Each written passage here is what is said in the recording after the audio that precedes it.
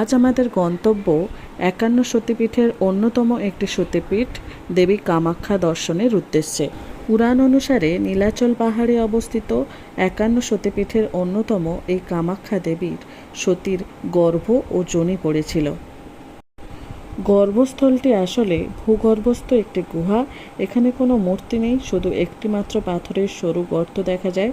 ছোট্ট অন্ধকারাচ্ছন্ন সরু ও খাড়া সিঁড়ি পেরিয়ে গর্ভগৃহে পৌঁছতে হয়, যেখানে যোনি আকৃতি বিশিষ্ট ঢালু পাথরের যে অংশটি আছে তার উপরে প্রায় ১০ ইঞ্চি গভীর একটি গর্ত দেখা যায়। ভূগর্ভস্থ প্রসবনের জলে এই গর্তটি সবসময় ভর্তি থাকে। এই শিলাখণ্ডটি দেবী কামাখ্যা নামে পূজিতা হন। প্রতি বছর আষাঢ় মাসে অম্বুবাচীর সময় শিলাখণ্ডের ভিতরে গর্তের জল লাল হয়ে যায়। ভক্তরা মনে করেন এই সময় দেবী ঋতুমতী হয়েছেন, তাই এই সময় ৩ দিন মন্দির চত্বর বন্ধ থাকে।